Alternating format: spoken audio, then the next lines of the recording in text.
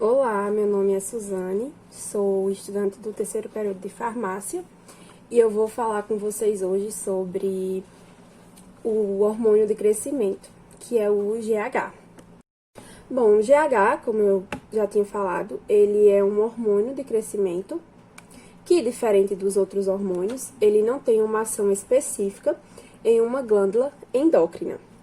E ele pode ser chamado de somatotrofina ou hormônio somatotrófico. E esse hormônio, ele vai ser produzido e secretado pela hipófise. O que é essa hipófise? Ela é uma pequena glândula que vai estar localizada na parte inferior do cérebro. E o GH, ele possui uma série importantíssima de funções para o nosso corpo. Por quê? Porque é através desse hormônio, né, pela falta ou pelo excesso dele, que vai acontecer as deficiências. Como, por exemplo, na falta desse hormônio, nós temos o nanismo, né, que é aquela baixa estrutura, o homenzinho baixo. E quando é o excesso, ele vai causar crescimento de algumas partes do nosso corpo, como mãos, pés. E eu vou mostrar para vocês uma foto, né, de um nanismo e de pessoas que tenham esse excesso de hormônio de crescimento. E essa é uma imagem ilustrativa só para mostrar o nanismo e o gigantismo. A falta desse hormônio de crescimento é uma doença em que o organismo da criança falha, certo, na produção da quantidade adequada desse hormônio, que é aí onde vai ocorrer o retardamento, né, de crescimento. E um detalhe que é muito importante também é que esse hormônio, esse GH, ele pode estar presente desde o nascimento, certo? Ou ele também pode aparecer em qualquer fase da infância ou da idade adulta. E os médicos, eles utilizam alguns critérios para classificar, né, a deficiência de hormônio de crescimento. Quais são esses critérios? Nós temos a idade, o tipo, o grau, o local e a causa. A causa são vários, eu não vou falar muito, mas eu vou falar mais sobre a idade, o tipo, o grau e local.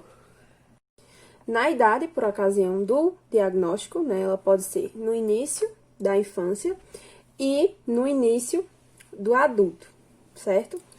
O tipo da deficiência, ela pode ser isolada e pode ser múltipla, certo? Isso aí vai depender mais se o paciente tem deficiência em outros hormônios hipofisários, certo? Além do hormônio de crescimento. Já o grau, ele pode ser o GH parcial e o GH severa, né? Que são testes mais de estímulos mesmo para determinar o grau dessa deficiência. E temos o local, que pode ser a primária e a secundária.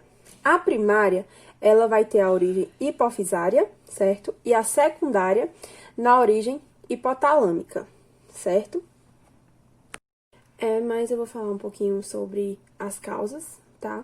Que elas podem ser idiopática, que é quando nenhuma causa específica pode ser identificada. Pode ser tumor hipofisário, né? Que são os tumores benignos, né? Pode ser uma radiação, uma cirurgia, lesão acidental, entre outros.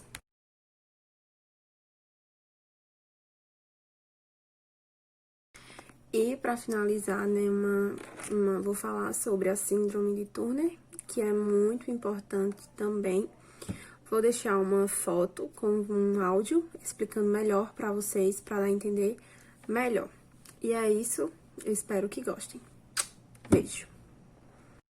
Bom, vamos falar também de uma síndrome que é muito importante, que é a síndrome de Turner, certo? E o que seria essa síndrome de Turner? Primeiro que a síndrome de Turner, ela vai afetar apenas pessoas do sexo feminino e ocorre quando um par de cromossomo X não é normal.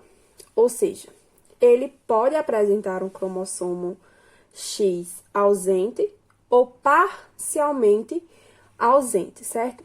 E essa síndrome ela pode ocasionar uma variedade de características, como a baixa estatura, seios separados, infertilidade, malformações cardíacas e renais, pescoço curto, são inúmeras características. E o diagnóstico dessa síndrome, ela pode ser diagnosticada antes do nascimento, né, no pré-natal, e durante a infância ou na primeira infância. E 98% desses casos sofrem abortos, certo? Ainda durante a gestação. E essa síndrome de Turner, ela infelizmente não tem cura. Mas os sintomas delas, existem formas que podem diminuir esses sintomas. Como, por exemplo, que eu falei atrás, a baixa estatura pode ser consertada, né, com o hormônio de crescimento. Agora eu vou deixar a imagem aqui para vocês verem melhor mais características, tá, sobre essa síndrome. Aí, como vocês podem ver essa imagem, são algumas características dessa síndrome de Turner, né? Algumas e muitas. E, então, né, é isso, por aqui, e eu espero que tenham gostado Beijos. e que tenham dado para entender. É isso, um beijo.